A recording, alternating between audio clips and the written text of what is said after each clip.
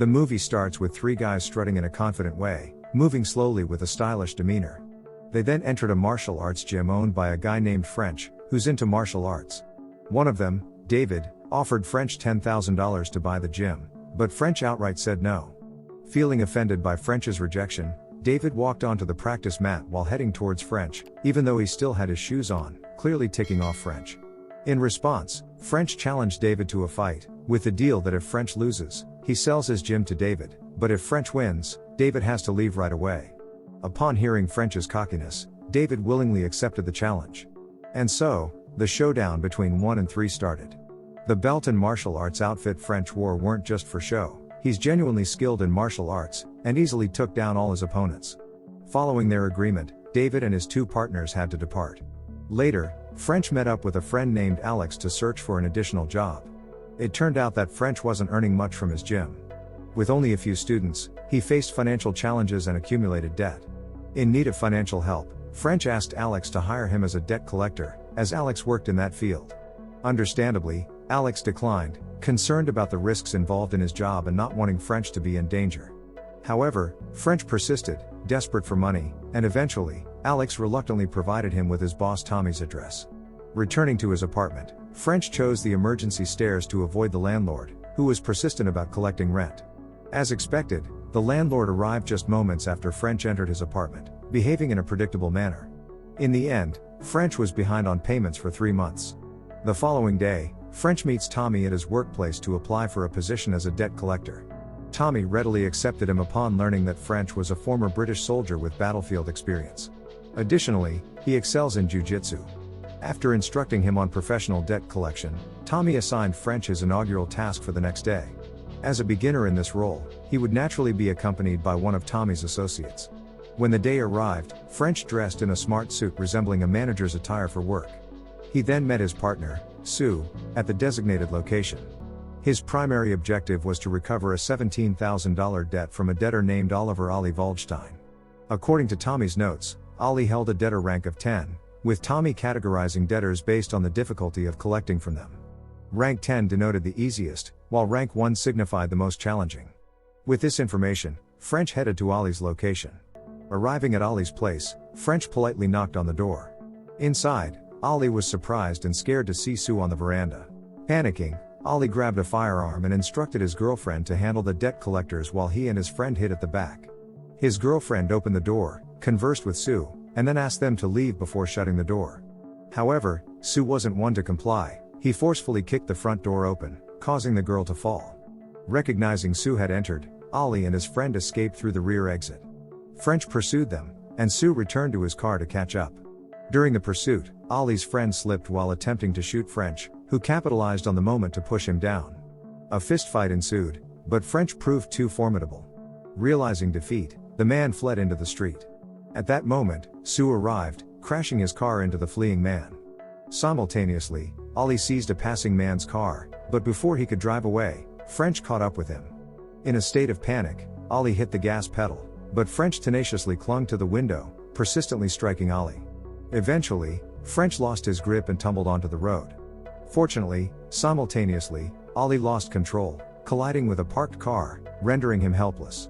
Sue promptly pulled him out, urging immediate debt repayment, disregarding Ali's serious injury. Threatening to return and break Ali's nose if the debt wasn't settled, Sue bid farewell with a parting blow. Moving on to their next target, Harvey, a debtor ranked 5 owing over $100,000 to Tommy. Sue and French expressed concerns about the hazards of their job. French had initially believed dealing with a rank 10 debtor would be a walk in the park, but after nearly getting shot and dragged by a car, he questioned what would happen when facing a rank 5 debtor. Despite French's reservations, Sue, unfazed, armed himself with a knife, and they entered Harvey's shop. Inside, French inquired about Harvey's whereabouts from an employee, but before extracting any information, Harvey's bodyguard suddenly emerged, leading to a confrontation. Despite French's punches proving ineffective, Sue seized the opportunity to stealthily enter Harvey's room, where he had been hiding. Meanwhile, French struggled against the tenacious bodyguard, eventually overcoming him with sheer persistence.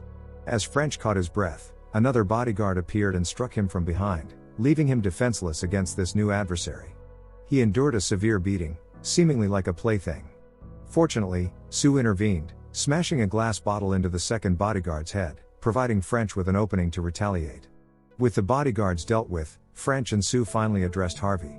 Tommy had instructed Sue to break Harvey's leg, a task Sue carried out obediently. Amidst Harvey's agonized screams, Sue and French discreetly exited. In the car, French once again voiced his concerns about the job's dangers. In response, Sue took him to a movie rental shop, revealing a poster from Sue's younger acting days. As it turned out, Sue was a former actor. Unfortunately, French didn't respond positively, describing Sue's film as downright awful. Additionally, he couldn't fathom why Sue suddenly felt the need to flaunt his past as an actor. Despite French's persistent gripes, they proceeded with their mission. Their next target was Gordon, a debtor with a rank of 2, owing $40,000.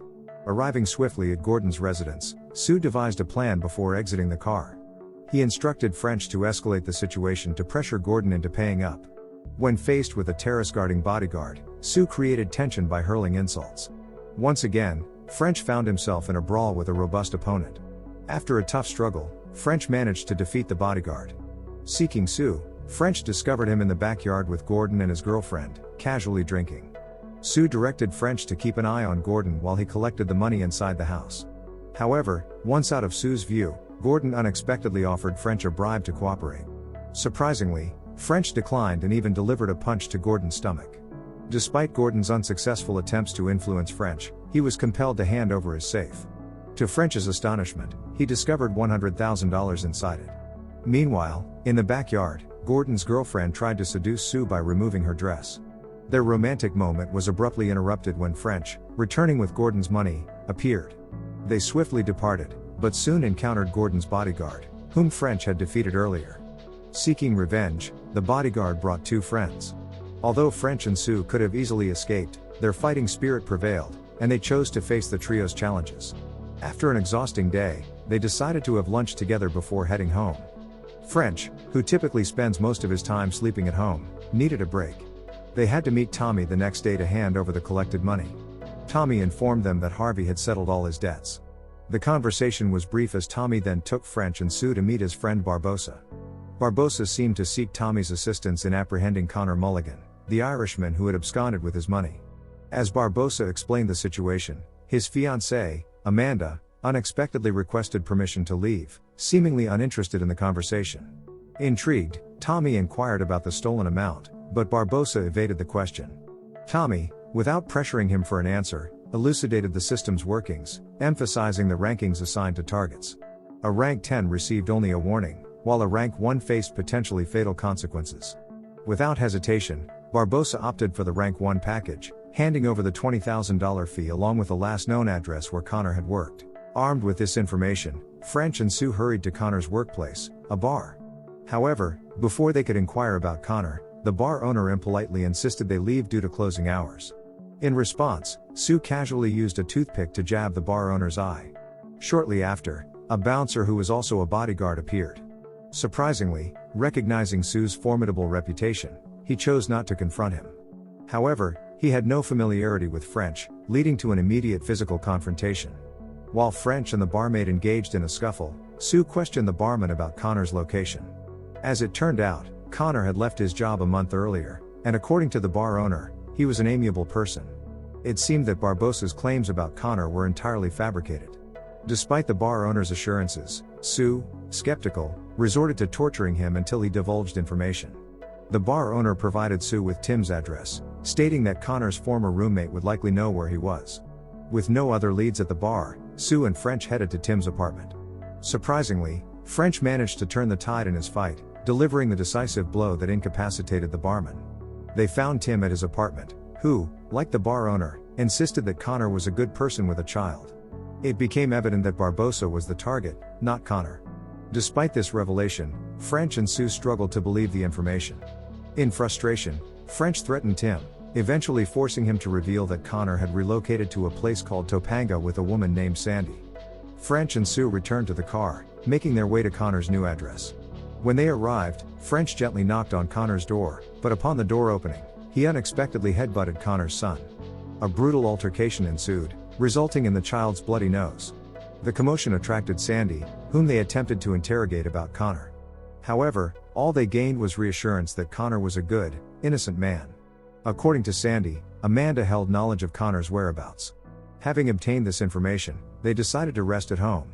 The next day, they trailed Amanda until she led them to an apartment building. Intriguingly, she engaged in a heated conversation over the intercom, vehemently berating an individual she referred to as an Irish bastard. Suspecting a connection to Connor, Sue and French approached her, threatening to expose her and Connor's relationship to Barbosa. Faced with the exposure of her secret, she reluctantly revealed Connor's apartment number. Rushing to Connor's apartment, French and Sue found Amanda's information to be accurate. Connor himself opened the door for them. While questioning Connor about the alleged theft of Barbosa's money, a little girl, who happened to be Connor's daughter, suddenly appeared. Concern was evident on her face as she witnessed her father being treated harshly by the two strangers. To spare his daughter from worry, Connor fibbed, telling her that French and Sue were friends. Sue went along with Connor's lie, claiming they were all playing hide and seek, and even invited her to join the game. Innocently trusting Sue's words, she walked away to hide.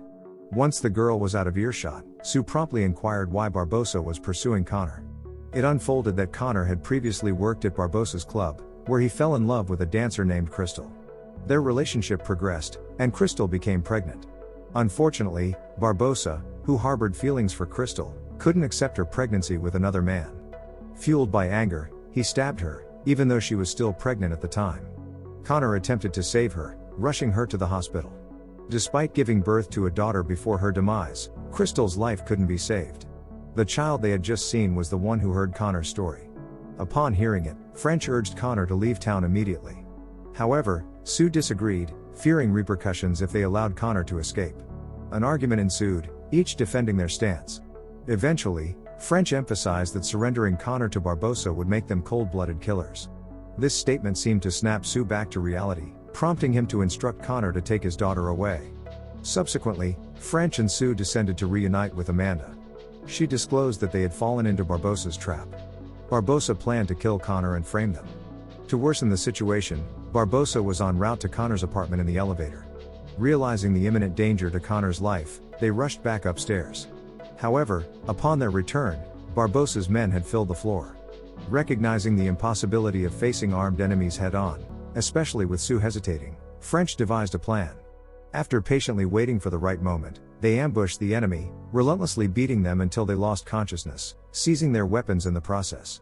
Utilizing the weapon, they opened fire on Barbosa's henchmen. Amidst the turmoil, they entered Connor's room, advising him to swiftly depart with his daughter while they stood guard. Shortly after Connor's departure, two of Barbosa's men entered, leading to inevitable gunfights. In the exchange of gunfire, French and Sue successfully eliminated them. Believing the situation was under control, they emerged from their cover. Unfortunately, this decision proved fatal when three more of Barbosa's men entered and shot them. Sue, severely wounded, fell helpless, while French, though also shot, managed to escape. As the gunfights subsided, Barbosa attempted to finish off Sue, but Tommy intervened, realizing Barbosa had set them up. Without hesitation, Tommy fatally shot Barbosa. Moments later, the police arrived at the scene. Meanwhile, a badly injured French regained consciousness, returning to his car. In the film's conclusion, Connor and his daughter share a dinner. Thanks to the sacrifices of French and Sue, they can finally lead a normal family life without the constant fear for their safety. Don't forget to subscribe and turn on the notification bell if you want to watch more videos like this. Thank you for watching and see you again soon. Take care.